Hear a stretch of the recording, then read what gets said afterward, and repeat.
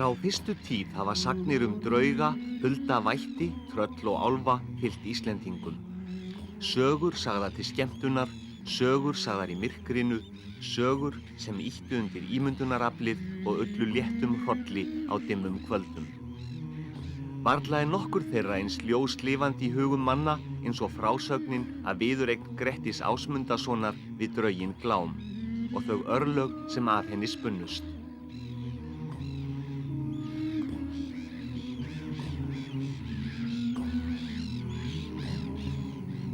Hann Grettir bíður og bærist ei, heldur í feldinn, horfir í eldinn og hrærist ei.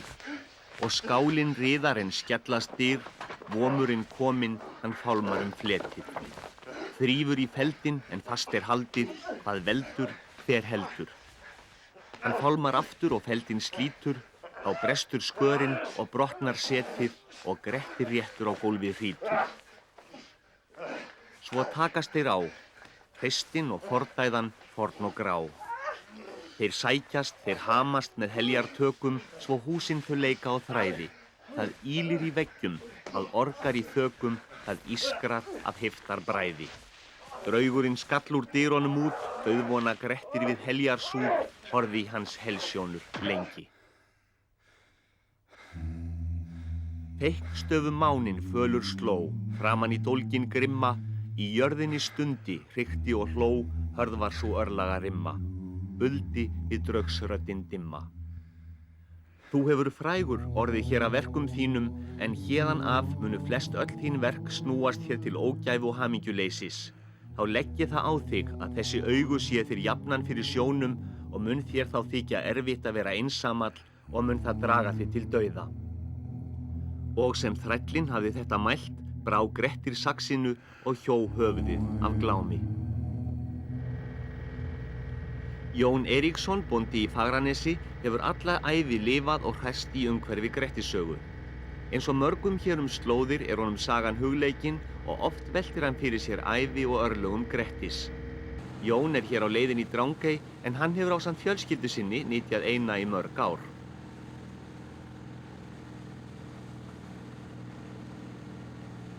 Drangey, kýrin sem dagaði uppi og varð að steini ásamt tröllkonunni sem var að leiða hana undir nauti við fjörðinn, fékk með því nýtt hlutverk og varð heimkynni bjargfugla og matarkista Skagfirðinga í gegnum aldirnar.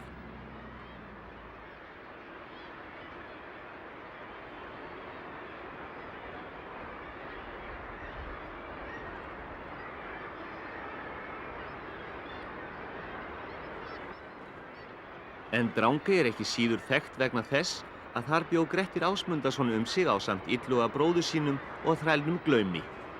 Í 3 ár dvöldu þeir í eynni og tókst að verjast óvinum sínum enda erfitt að sækja að þeim upp snarbratta hamrana. Gnótt matfanga var í Drangey, egg og fugl yfir sumarmánuðina og bændur í Skagafirði notuðu grösuga eina fyrir sauði þar sem þeir voru látni ganga sjálfala. Grettir og félagar höfðu því að nóg að taka. Eitt sinn kulnaði þó hjá þeim eldurinn og gerði Grettir sér þá lítið fyrir og synti upp á Reykjaströnd til að afla elds. Hefur það hreystiverk löngum verið haft í minnum og aðeins örfáir á seinni tímum leikið það eftir að synda úr Drangey í land. En Grettir mætti örlögum sínum í Drangey og var drepinn þar ásamt illuga bróður sínum og segir sagan að þar hafi ill öfl og fordæðuskapur átt hönd í bagga.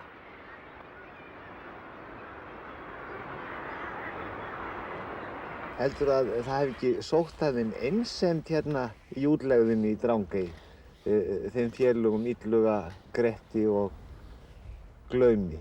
Jú, það hugsa ég nú, en svo hefur þetta nú verið ólíkt sennilega skemmtilegri vist hérna heldur en þegar Grettir var einn að þvælast einhvers staðar upp á reyjum fjöllum og með kannski ótrygga fylgdarmenn með sér sem sátum líf hans.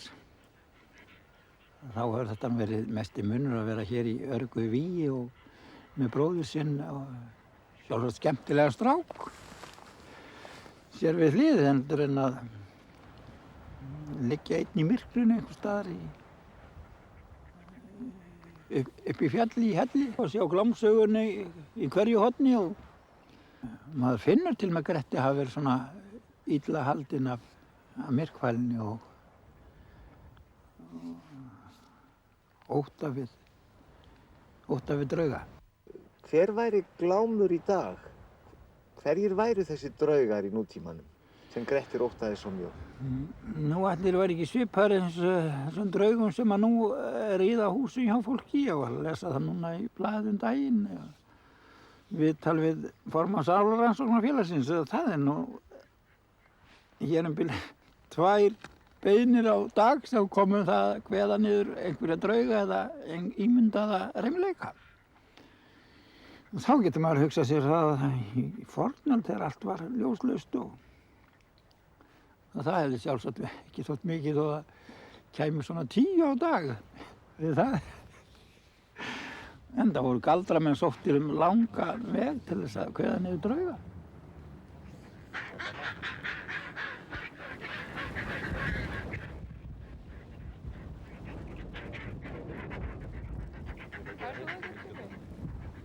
Þó Drangeyjajarlinn sé kominn vel á 70-aldurinn, lætur hann það ekki aftra sér að glíma við björgin eins og hann hefur gert á hverju vori síðastliðin 40 ár.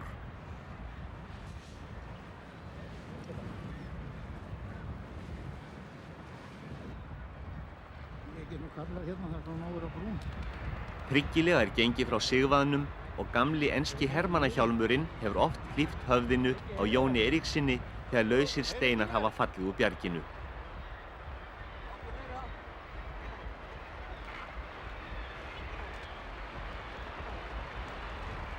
Sigmaðurinn kvaddur með blessunarorðum þegar hann fer fram af og á sama máta honum heilsað þegar hann kemur aftur á brún.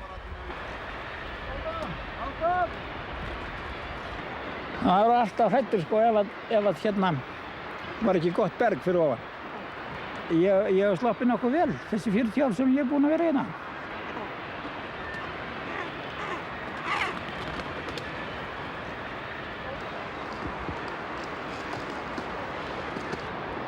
Já, það nokkuð gott fyrir sálina. Maður fær svona útrál sko, maður kemur hérna fram, fer kannski nokkrar niðurferðir og þá maður búinn að fá útrál og þetta allt í lagi, allt sumar alveg fram á næsta vor. Þetta svona eitthvað sem maður þarf að gera þegar maður búinn að venja sig á þetta.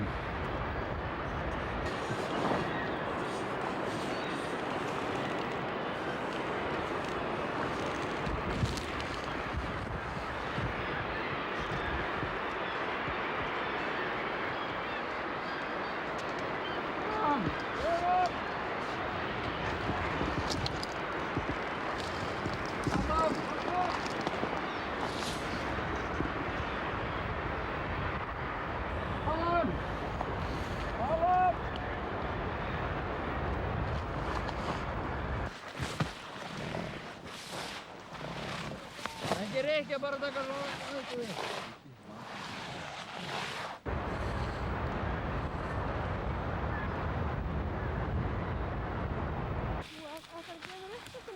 Já, bara taka, já.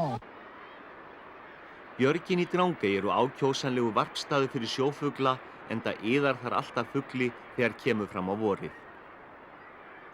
Það ekki heiglum hent að síga þar eftir eggjum og helst þurfa menn að vera aldir upp við þá iðju frá blautu barnsbeini til að vera færir að sveifla sér sillu af sillu og finna örugga fótfestu. Og þetta orðið erfitt. Þetta orðið erfitt. Maður fann að mæða svo mikið. Það allt í lagi með annað og ég bara ekki nógu góður fyrir brjóstinu. Þetta erfiðara heldur en það hefur verið. En þú ert ekki hættur? Já, það getur vel verið að þú hafi séð þarna endalokinn á ferlinum. Og hvernig finnst þér að hugsa til þess? Það vera búinn, já það bara nokkuð gott. Það bara nokkuð gott. Maður hefur sloppið slysa lítið og þetta bara ánægilegt að líta tilbaka.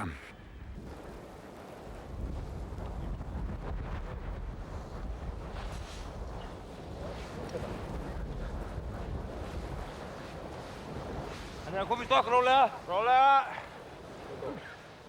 En öldum saman hafa menn sótt til eyjarinnar. En sem fyrr það spennandi íþrótt að etja kappi við björgin. Þó nú orðið hafi menn það frekar sem tómstundagaman en gera það ekki af nauðsyn eins og áður fyrr. Þá höfðu tekjurnar af eggjum og fugli mikla þýðingu fyrir þá sem höfðu nytjar af henni. Eggin á vorin voru kærkomin nýmeti, oft eftir harða og stranga vetur og knappan kost. Eyjan var matarkista, mjólkurkýrin á Drangeyjasundi.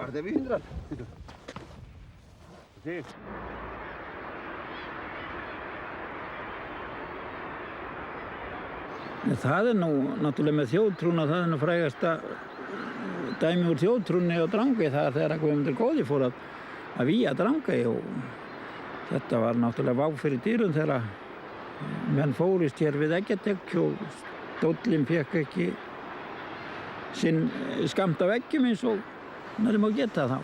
Var að gera eitthvað í málinu og Guðmundur fór og vígði bara eyjuna. Hann hefur byrjað sennilega, eða það byrjast vera að hann hafi farið rangsælis og því hann endaði hérna fyrir aftan okkur er Heinaberg og þegar hann hafði vígt allt bergið og var verða komin hringinn, komin hingað, þá kom lappa út úr berginu og skar á festina og það tók í sundur alla þræðina nema einn sem var þrælvígður alveg hreint og heyrist rödd segja inn í berginu: hættu nú að vígja Gvendur biskup, einhvers staðar verða vondir að vera. Og Guðmundur náttúrulega sá það út af hyggjuviti sínu að þetta var satt og hætti að vígja. Síðan hafa þeir verið hér í sátt og samlyndi við guðamenn. Og þeir vondu eru þarna í Heinabergi? Já, ég veit ekki hvort þeir hafa skánað eitthvað. Þeir menn ekki alltaf að skána og eins þeir vondu. Kannski eru þeir orðnir góðir núna. Sumir hafa gaman að sögum, sumir ekki. En ég er kannski hrifinn af Grettissögu vegna þess að ég er alinn upp hérna á, eða var tíma hér á næsta bæ, 5 ár, hérna á næsta bæ við Drangey.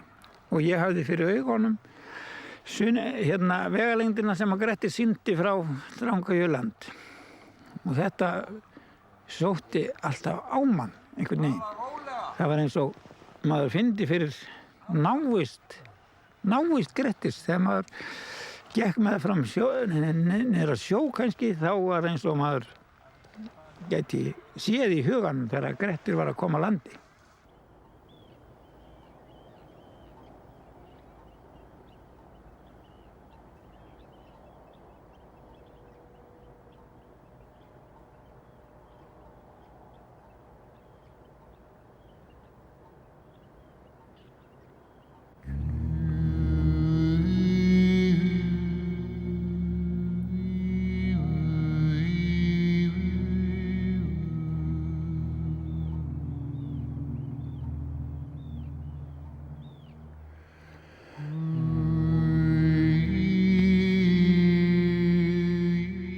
Sumir halda því fram að hér í Hegranesinu sé að finna mestu álfabyggð á Íslandi. Hér hafa menn oft orðið varir við hulda vætti og fyrir nokkrum árum gerðust hér óvenjulegir atburðir þegar verið var að undirbúa lagningu vegar þvert yfir nesið. Augljóst þótti að íbúar þeir sem bjuggu í hólum og klettum í nesinu voru ekki sáttir við fyrirhugaða framkvæmdir og létu vita af sér. Erla Einarsdóttir var á fundi hjá Hafsteini Björnssyni miðli á Sauðárkróki þegar hún fékk skilaboð. Mér skildist að þessi viðvörun væri frá huldufólki eða einhverjum vættum sem þarna væru.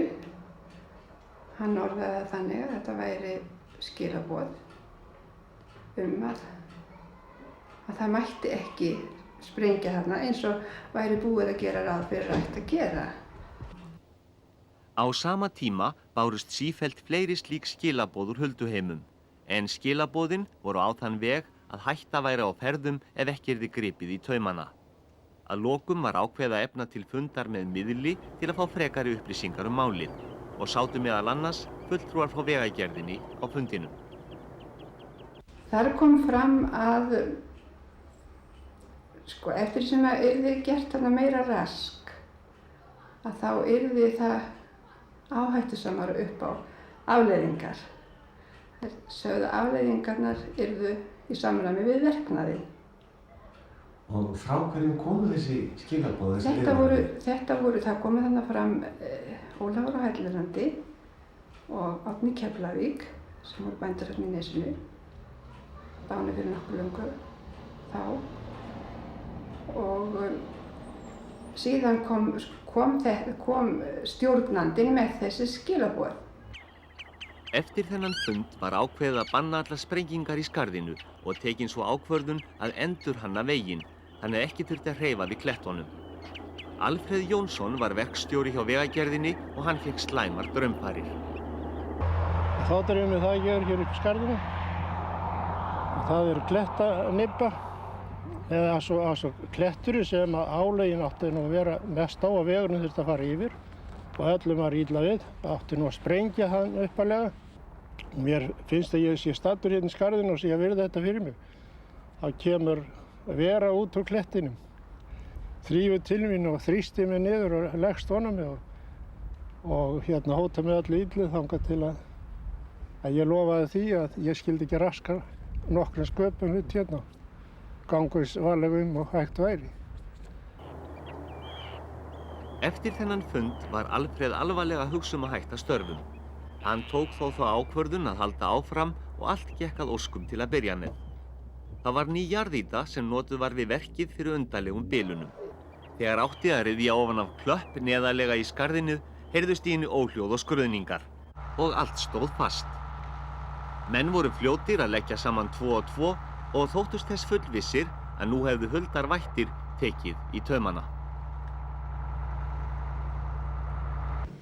Já, ég skal nú ekkert fortaka fyrir hvað þeir hafa gert, eða ekki gert, en þeim var alltaf kennt allt sem við sóst. En þetta var svona svolítið óvanlegt hvað við urðum fyrir miklum bílunum á þessari vél, nýrri vél, og við höfum nú reyndar eignast áður margar vélar frá sama fyrirtækinu, ekki orðið fyrir þessu,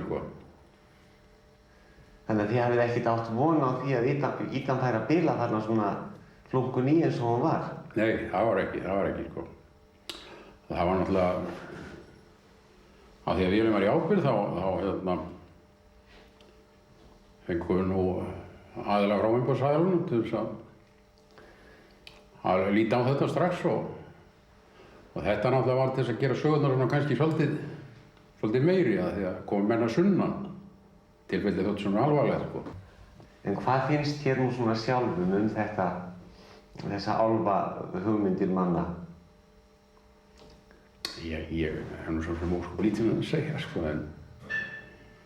en það er kannski dálítið ódýrt að kenna álfunum allt sem illa fer, eins og í þessu tilfelli. En trúin ágætt. Sögurnar eru skemmtilega margar. Það hefur orðið full sátt á milli álfa og manna hérna? Já, það hefur ekkert skeð hérna síðan. Ég má segja það að það hefur sem sagt að við höfum gert það sem þeim líkaði. Hvað heldur þetta sjálfur þegar þú lítur tilbaka? Ég veit ekki hvað að segja. Ég í þeirri trú að þetta hafi verið eitthvað raunverulegt. Mér finnst það. En ég trúi því að það sé einhverjir huldir vættir. Sjálfsagt er þetta bæði til illir og góðir.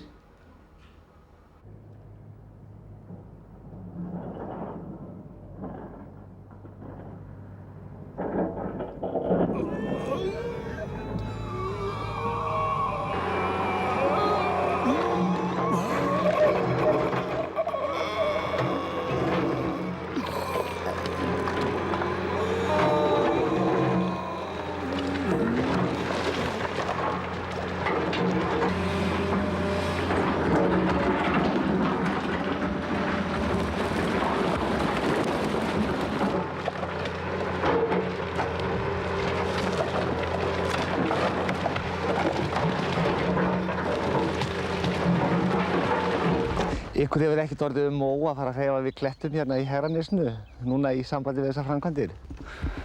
Nei, það sko búið að taka hér grjótnám, verið hér grjótnám í mjög lengi sko, hér á þessum svæði hérna. Hvað finnst ykkur þetta, að það séu álfar í grjótinu? Ég alveg upp við það sem barn og unglingur að trúði því að það gætu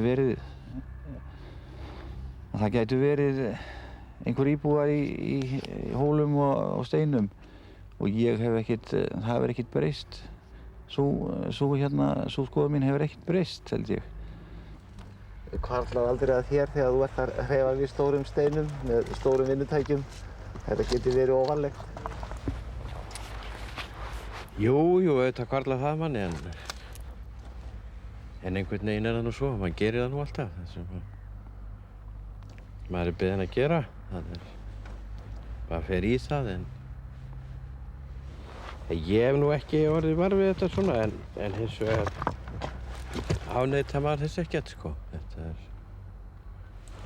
Ég segi saman og Ingi með það að manni var sagt þetta hérna þegar maður var krakki. Að það væru steinar og álagablettir og vera ekkert að rótast í því eða skemma það. Þannig að maður trúir því þann dag í dag að það sé og þó maður hafi ekkert orðið var við það áþreifanlega en þetta kannski veit maður ekki mikið.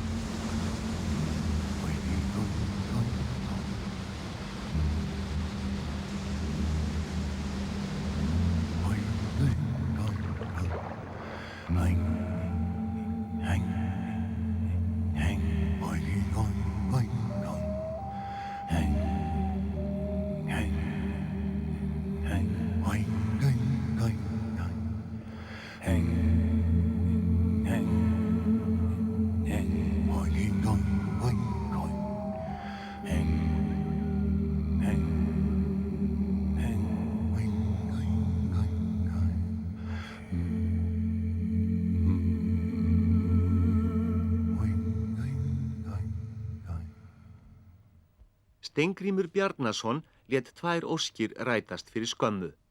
Hann festi kaup á gömlu húsi á Hóli í Bolungavík sem foreldrar hans byggðu þar laust upp úr aldamótum og hann samdi að stækka lóðina þannig að steinn sem stendur þar í túnjaðrinum var með því innan lóðar.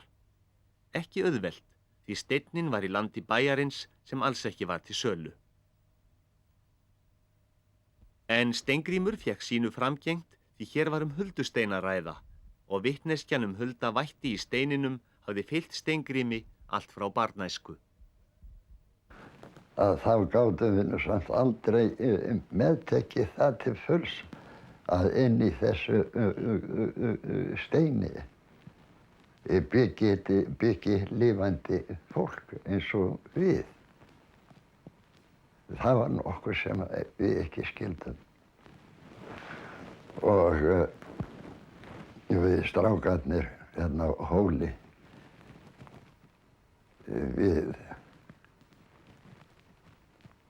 við gerðum þó nokkuð af því að skora á íbúa steinsins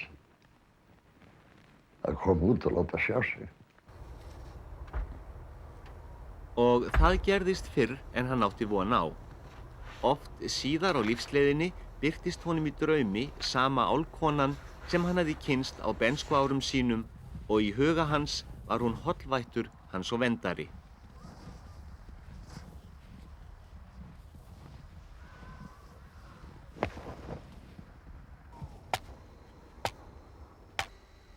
Fyrstu kynni þeirra voru þó með nokkuð sérstæðum hætti og standa honum ljóslifandi fyrir sjónum og enn hljóma orð hennar í huga hans.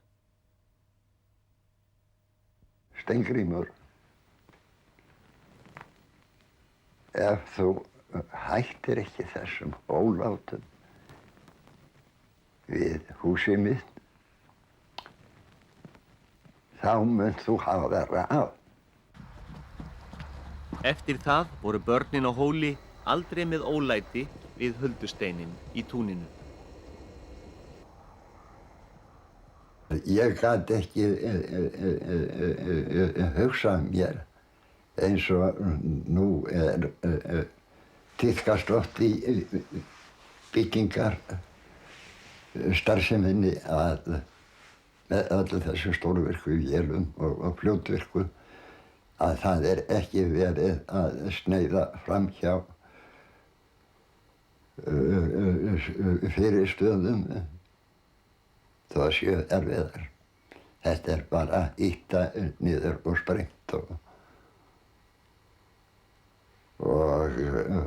fjarlægt. Þetta gat ég ekki hugsað mér með þennan stein.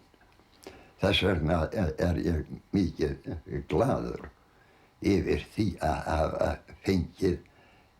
fengið steininn inn á sem mína eign, inn á mitt land. Þannig að það verður ekki hávaði í kringum huldusteininn í skjóli Steingríms Bjarnasonar? Ekki alla jafna, ég vona ekki verði eðlilegt og gott mannlíf. En hún á ekki að þurfa að flytja búferlum vegna ágangs og skemmdarstarsemi. Það á hún ekki að þurfa.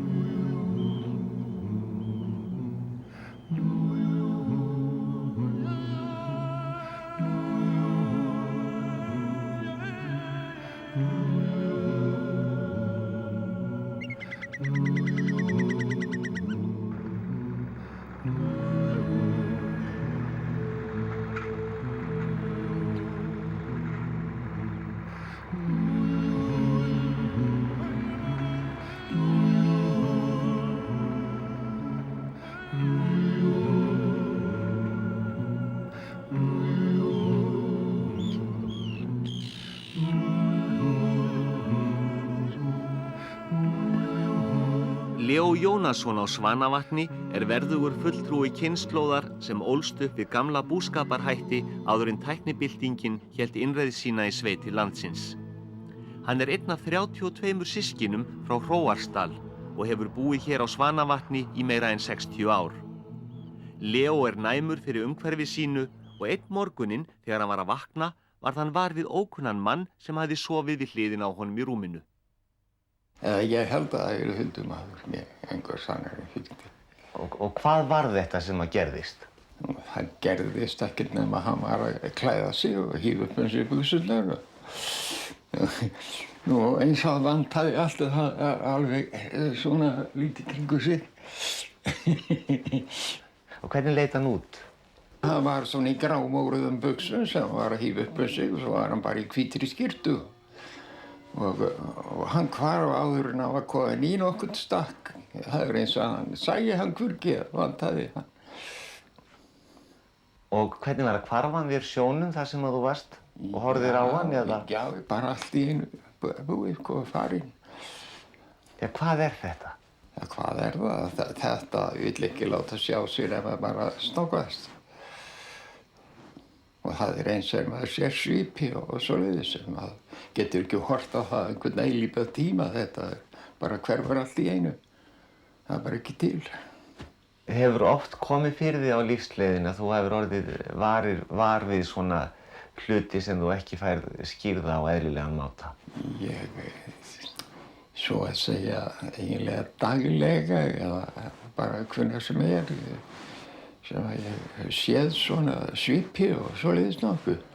Ég kalla það ekki drauga, sumir kalla þetta drauga, ég hef aldrei séð draug, get ég sagt. Það bara svona svipir, dáið fólk, sumt sem ég þekki og sumt sem ég aldrei séð. Hefur einhverja skýring á því hvað þetta Það ekkert nema þetta framleiða fólk, það bara að sýna sig. Á hverju það að sýna sig? Nú, það getur ég ekki, það veit það. Það get ég ekki skilið. Nú eru margir sem halda því fram að þetta sé nú allt saman bábilja og hindurvitni. Það sé í raun og veru ekki. Það eru bara aumingar sem að eru illa úr garði gerðir og sjá ekki neitt og finna ekki neitt. Þetta ekki nema einstaka fólk sem að svona næmt. Það kannski ekki það sem þegar við erum að hugsa íbúa í hólum og klettum, að við trúum því að þeir séu þarna og þess vegna eru þeir þar? Já, það getur hjálpað til. Það getur hjálpað til ef við verðum var við þá. Ég ekki trúaður á það ef við tryðum ekki neinu svona, enda það fólk sem ekki trúir neinu, nema það sem það sér út eldhúsgluggana, að það verður ekki vart við nokkurn skapaðan hlut. Einhvern svip og einhvern fylgi og ekki huldufólk og það bara ekkert til. Það engin guð til segja sem ég heldur, það sé bara bull.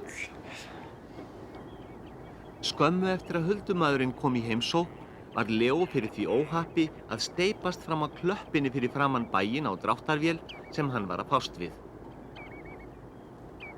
Þetta nú hálfgert dauðsmannsfall. Ég nú snarlifandi samt. Já, hvernig stóð því? Það gerði það. Já, Guð og lukkan líklega og svo huldumaðurinn sem að gisti hjá mig líklega. Ég þakka honum minnst gott í það. Nú heldur hann hafi komið og hjálpaði þér að stýra vélinu því hann var? Hann hjálpaði mér ekki til að stýra, ég stýrði. Var ákveðinn í því að mér datt í hug að henda mér af vélinni en ég var orðinn slæmur í mjöfum og vissi það að ég yrði bara undir henni. Og ég vildi heldur fara fram af og steindrapast undir vélinni þar heldur en að láta hann að málfa mig hér uppi. Ég ekki træddur við að deyja. Ég hlakka til að deyja. Þú hlakka til að deyja? Já, ég hef búinn að gera það í mörg ár. Síðan að ég fór að þekka hinum megin, lífið. Já. Já. Hvað býstu nú við að taki við?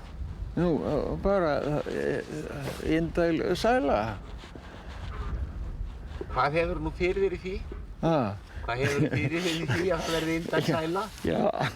Já, ég brá mér nú til dæmis í vetur. Núna rétt fyrir afmælið mitt. Einhvern tímann í mars. Þá var ég kominn hinum megin og þar tók á móti mér Héðinn stjúpsonur minn og bæði kunningi minn og hans. Og slíka sælustund hef ég ekki lifað í þessu lífi. Þannig þér líst vel á því? Já, mér líst vel á mig hinum megin og það vel tekið á móti mér. Já. Þetta ekki eina skipti sem ég hef brugðið mér þarna hinum megin. Ekkert erfitt að skjóta svona yfir landamæri? Nei. Hvernig fer maður að því? Já, maður eiginlega veit það ekkert, þeir sem hafa eiginleika til þessi. Já, ég get farið þarna hinum megin og ég heyri klukkunni ganga en ég bara þarna hinum megin. Þá maður bara í einhverjir leiðslu sem og sér og heyrir alla skapaða hluti sem maður vill heyra kannski. Leó, þetta ekki tóm ímyndun? Nei, það engin ímyndun.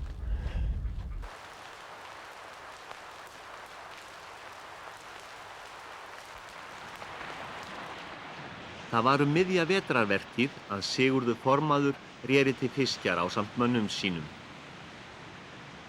Guðrún, fangæsla þeirra, var ein eftir í verbúðinni og þegar líða tók á daginn varð hún óróleg þar sem veðri fór sífellt versnandi og útlit fyrir að erfitt kynni að reynast hann á landi í gegnum brimið.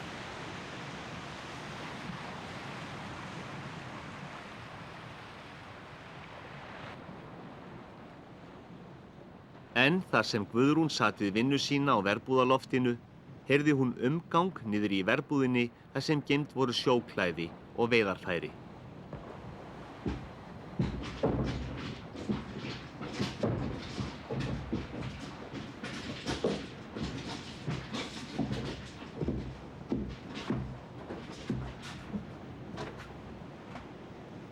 Guðrún fór niður af loftinu til að gæta að hverjir komnir væru, en var þó einskis svör þegar hún kom niður á gólfið.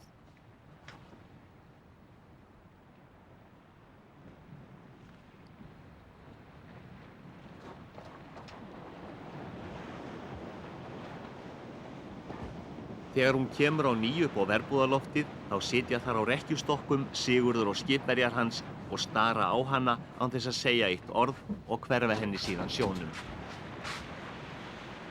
Guðrún fangæsla þurfti ekki frekar að gá að báti Sigurðar formanns, sem aldrei bar að landi.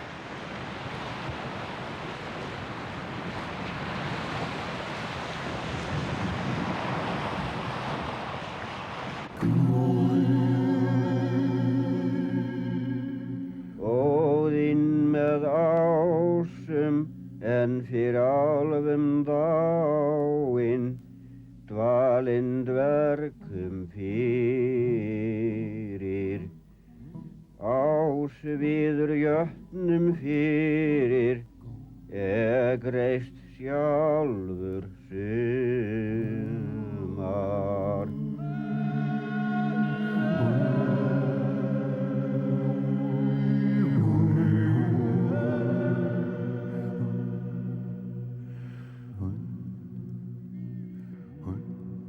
Til eru þeir sem halda því fram að Snæfellsjökull sé einn af mikilvægustu orkustöðvum jarðarinnar. Hann laðar til sín ferðamenn úr öllum heimsálfum og sumir koma langan veg til að kynnast þeim krafti sem á að streyma frá jöklinum og upphefja sálina.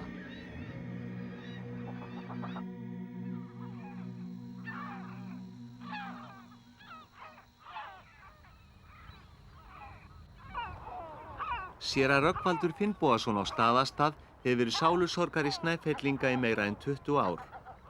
Eins og margir forverar hans hefur hann unað hag sínum vel hér í sókn séra Árna Þórarinssonar.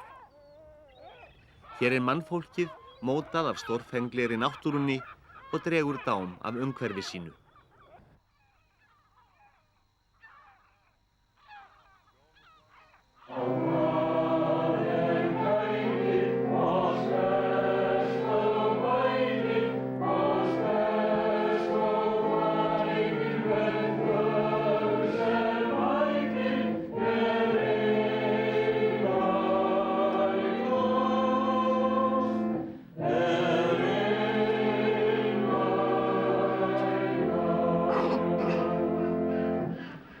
Ekki annað að merkja en kristnihald þrífist hér í góðri sátt við huldavætti náttúrunnar og kraft jökulsins. En hvað þá þessi heiðni sem ríkir meðal Snæfellinga? Sumir kalla það heiðni ef menn trúa á huldarvættir eða svona, skulum segja, álfa og dverga og jável draug og afturgöngur. Ef stígnir menn á ferli þegar dimmir á nótt og þeir mæta framliðnum, þá móderni menn tala það sem hindurvitni eða heiðni eða hjátrú. En þetta hefur bara fylgt mannlífi hér eins og alls staðar þar sem menn í snertingu við móður jörð og náttúruna, þá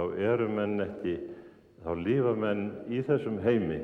Menn lifi í þessum heimi huldravætta. Huldufólk jafn raunverulegt og þú og ég hér og nú. Og það ekki neinni andstöðu við kristindóminn? Eflaust teológist séð, en lífið miklu margslungnara heldur en teológisk hugmyndafræði og kerfi. Jökullinn hefur alltaf verið einhver svona þungamiðja á bakvið allt mannlíf hérna. En þetta umtal orku útstreymi, einhverja emanasjón frá jöklinum, það þekkti enginn maður hér áður fyrr. Það svona móderni mystík, náttúrumystík sem kemur með aðkomumönnum. En jökullinn nánast heilagt fjall fyrir öllum gömlum Snæfellingum.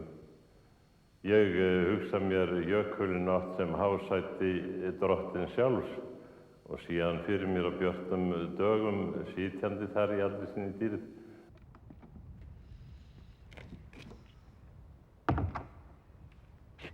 Þarna lítill hóll, heitir Berghóll.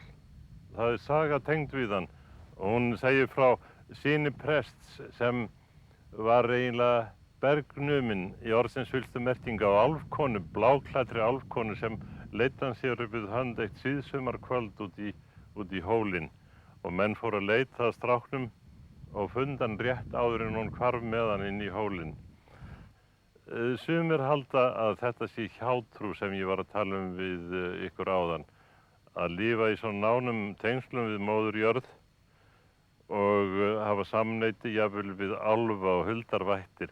Það hljóta að vera heiðindómur, heidentum, en það er barnaskapur. Ég held að það sé viss firring í því að lifa í gerviveröld stórborga. Að koma út úr kirkju hér er annað en að koma út úr kirkju í Moskvu eða New York eða London og mæta malbyggju og öllum þessum gerviheimi konstrúeraðra borga. Þar sem tengslin við náttúruna eru rofin, þá fara menn að lifa í sinni eigin veröld sem er býsna ólík náttúrunni, sköpunarverki Guðs. Og þegar trúin á huldarvættir er dauð, maðurinn hefur upplifað það að verða heimsborgari eða búa í stórborg, þá er líka raunveruleg trú búin að vera. Leið og hjátrúin deyr hinn raunverulega trú á skapara heimins og jarðar.